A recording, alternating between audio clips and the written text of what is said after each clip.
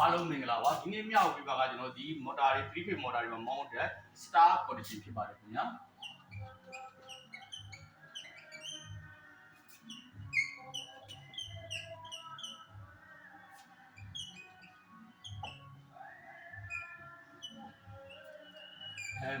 ကျွန်တော်ဒီ3 phase မော်တာတွေ mount တဲ့ star condition ဖြစ်ပါတယ်ခင်ဗျာ star condition မှာ2မျိုးရှိပါတယ်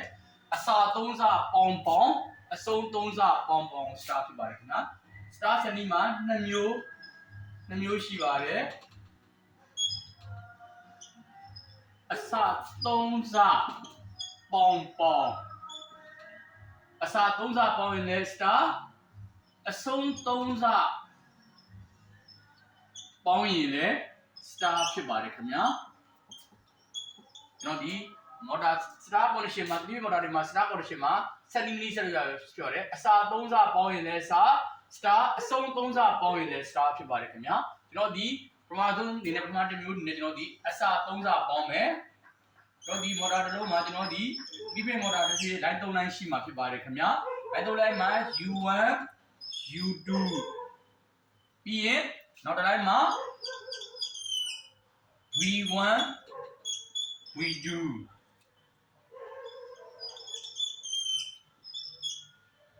W1 W2 တော့ဒီ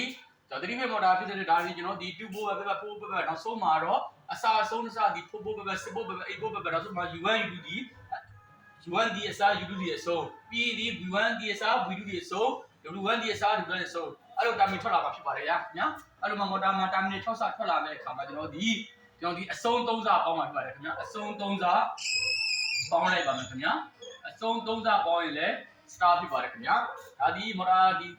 ကောင်ကို3 phase မှာ star ပေါင်းခြင်းဖြစ်ပါတယ်အဆုံး3စပေါင်းရင်လည်း star ပြီးရင်အစ3စပေါင်းရင်လည်း star ဖြစ်ပါတယ်ခင်ဗျာ U1 U2 V1 V2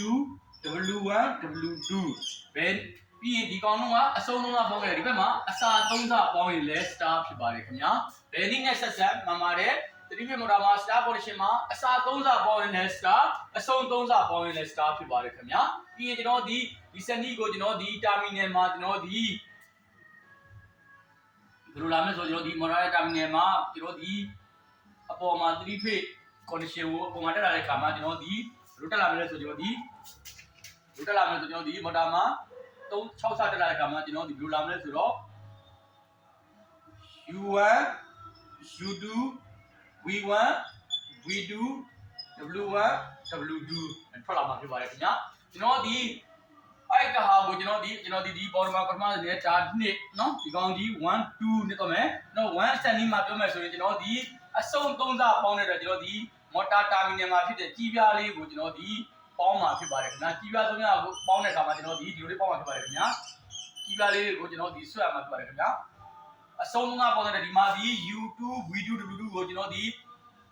မှာ connection မှာပေါင်းမှာဖြစ်ပါတယ်ဒါမှမဟုတ်ကြောင်းဒီလို terminal မှာ problem မပေါင်းဆိုရင်ကျွန်တော်ဒီ YouTube video ကိုကျိုး3စနဲ့ပေါင်းပြီးဈေးလို့ရပါတယ်ခင်ဗျာဘယ်ကနေ power ပေးလိုက်မလဲဆိုတော့ပထမဆုံးနံပါတ်1ပေါင်းပြီးမှ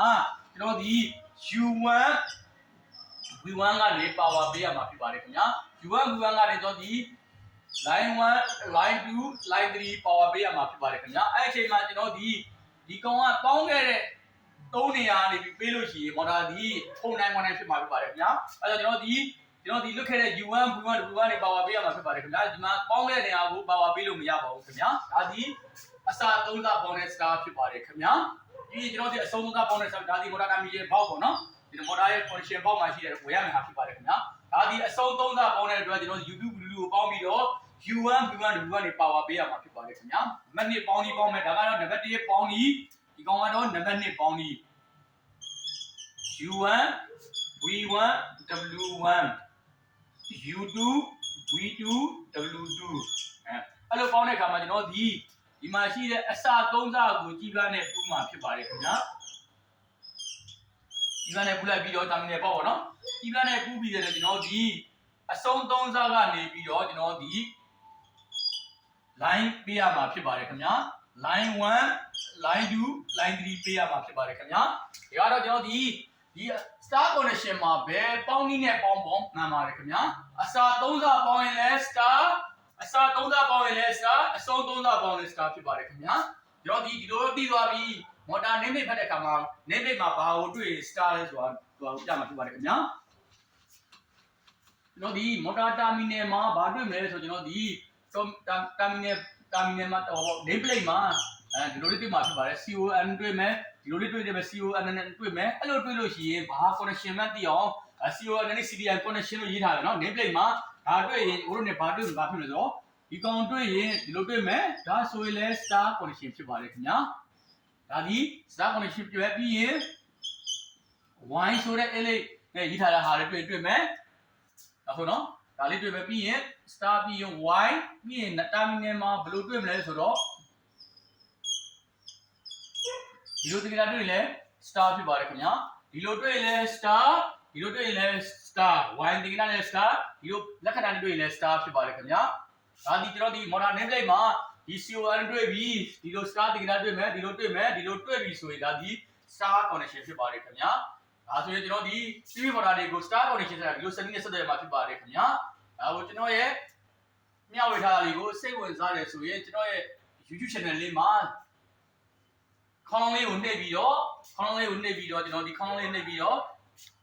subscribe လုပ်ပါ subscribe လုပ်ပြီးတော့ကျွန်တော် like and share လေးလုပ်ပေးပါမိတာရက်ခံရင်းနဲ့ကျွန်တော်ရဲ့မျှဝေမှုလေးကိုပြီးဆုံးသွားပါရခင်ဗျာအားလုံးကိုကျေးဇူးတင်ပါတယ်ခင်ဗျာ